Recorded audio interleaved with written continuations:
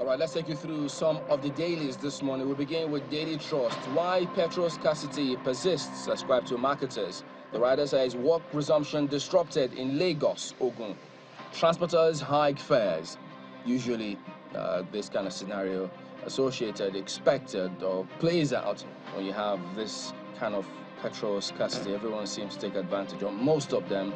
Transporters seem to take advantage. Nigerian News Direct is the very next one here this morning. Black market resurfaces as Lagos Ogun commuters beg for relief as PMS supply worsens. And the writer says product sells above 900 naira per litre. Yeah. The Nigerian Observer, equally towing the same line. Marketers blame fuel scarcity on NNPC's inadequate product supply. As Ipman says, scarcity may persist for 2 more weeks. That's what you've got right there on the front page here this morning. And then this Nigeria, petrol gunny, interesting caption. Nigerians recount tales of agony over petrol. As scarcity continues, motorists lament wasted productive hours, commuters stranded at bus stops. It will soon be over, say NNPC officials. That's what you see right there. And then you then move above, you see other stories. New Telegraph, this narrative, look at this. Ex-Sokoto governor, we seek permission from bandits to farm on our lands. Who would have thought? Say terrorists allocate farming portions, in parentheses, to landowners, warns food scarcity mirage unless insecurity is addressed. Wow.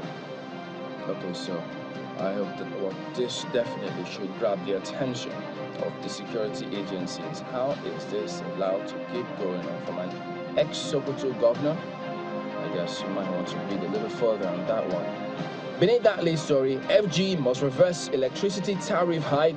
Senate insists. So many will wonder. All right, let's see what happens with that one. The Guardian, debts market monopoly hurt Nigerians as fuel subsidy backfires. Oh, okay, that's their only story. Have a look at Daily Independent. Corruption allegation, Keyamo demarketing Nigeria's aviation sector, ascribed to experts. And then 4 killed, others injured as herdsmen attack Enugu community. I think you see the image on the front page there of the governor having that meeting. So, or Vanguard, also not missing out on the current scenario. Fare hike, travelers, commuters groan as fuel scarcity bites harder. We've adopted a new strategy to end shortage, ascribed to Meman. You might want to know what that is. It will take a few days to eliminate queues. NNPC task force raids filling stations in Ilorin, warns against hoarding as Lagos government warns against creating gridlock on roads. They've got their job cut out for them, I tell you. And then above that lead story, DSTV, GoTV rates hike. Tribunal stops multi-choice. Yeah, you can go ahead and have a look at that one right there. Those are some of the front pages this morning.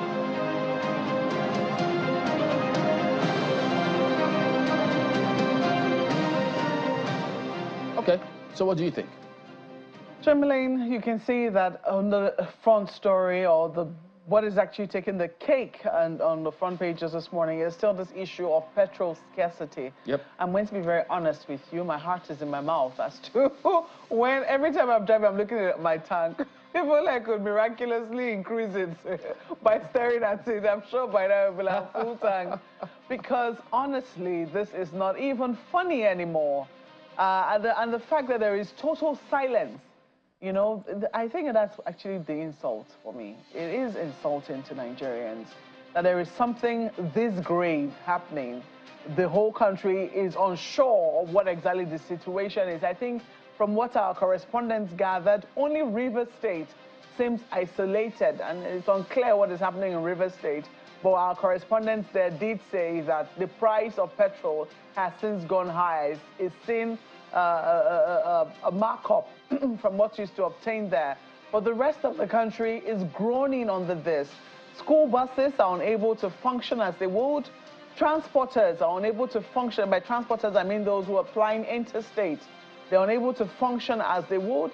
And then businesses, think about the small businesses, Chamberlain, the barber shop, the hairdressers, tailors, those people who just need a little electricity to, go on for the day. And most parts of Abuja yesterday, faced a total blackout. I don't know about other parts of the country. So for these people to keep their businesses going, they need a bit of petrol. And they have to queue. Oftentimes in scarcity situations like this, they usually refuse to sell in kegs.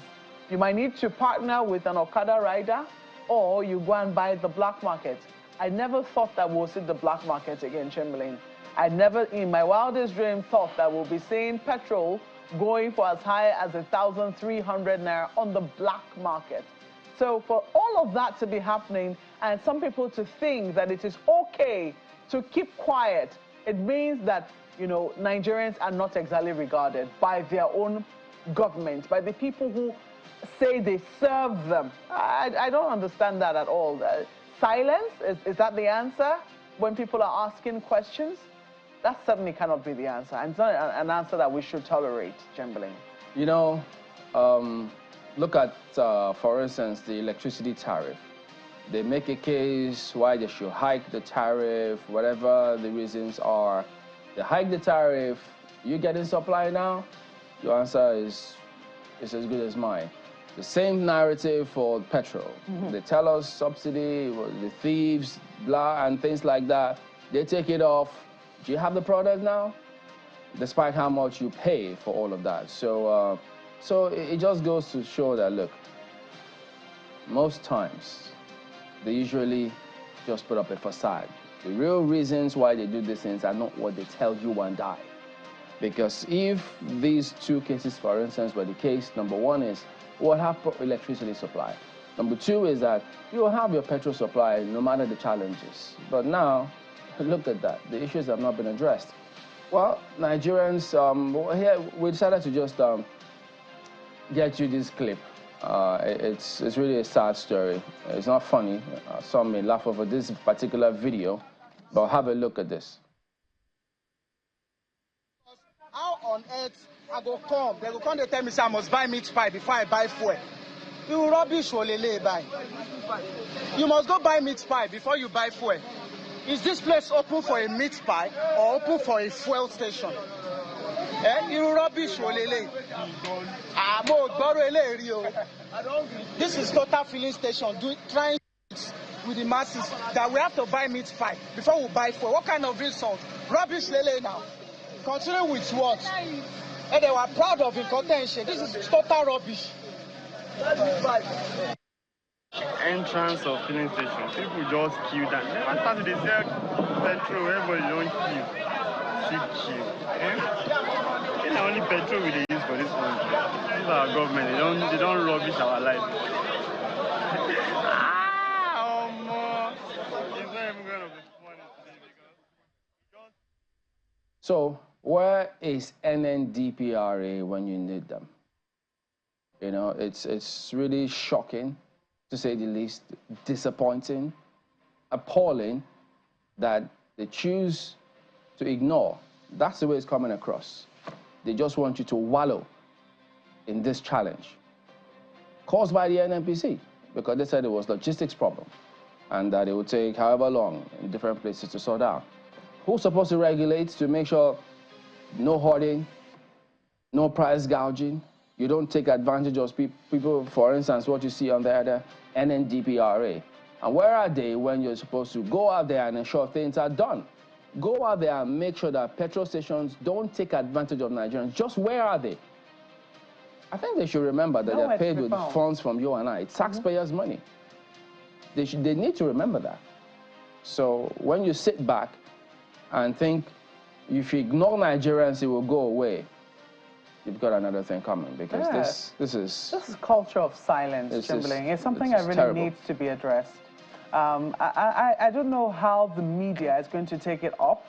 The fact that oftentimes when we get to hear from a lot of our, leaders, oftentimes is when they go abroad. Yeah. Or have to talk to the foreign media. That's when they tend to respect those ones more than they respect Nigerians. It is an insult. That's what happens. It is an insult, and I think that Nigerians have taken, because how can this difficulty be happening and there is nobody running around media houses to say, this is the situation, this is what is happening, we have it under control, in the next couple of days, we promise that this situation will be resolved. In the meantime, this is what should be happening. You can call these numbers if this is happening. You know, nothing. It's just silence. You know, people are taken for a ride. You don't care. That's basically what it means. If someone say, come and tell you that, oh, this administration, the administration, you don't care. If you do care, if the government of the day cares, and the people who are working with the government of the day cares, by now we should be getting some explanation. We should have a very clear understanding of what in the first place has caused this logistics issue, what is being done to resolve it, how long it's going to last, and what you're going to do in the meantime to ensure that Nigerians have some reprieve. It is really, really terrible that, you know, Nigerians who don't know each other will go to filling stations and be quarreling and fighting. Why? Because they want petrol, because they want an essential commodity, something that ordinarily should be taken for granted. It is really, really outrageous, Chamberlain. If an NDPRA boss or executives were to be in West African countries, or they travel to southern other parts of African countries, and the media asks them questions, would they keep quiet? If they travel abroad, would they ignore? They will speak up. So why do you not speak to Nigerians about this kind of matter? This is what gets people sacked, you know. This kind of attitude, in ideal situations, in ideal countries, where things should go the way they ought to, this gives people the boot. Because you can't be appointed to be in a position, and then there's a failing in that area, you keep quiet. It suggests you're incompetent. That is what this speaks to. Incompetent and lackadaisical. So it's up to them. I don't know who advises them, really. Because if you should kick out your advisors in the first place. If they tell you to keep quiet over this, you'll be utterly disappointed, because it's taxpayers' money. That is what you're paid with, so you should remember that. All right, we'll be back in just a moment and take you through what we've got for you here, so stay on with us.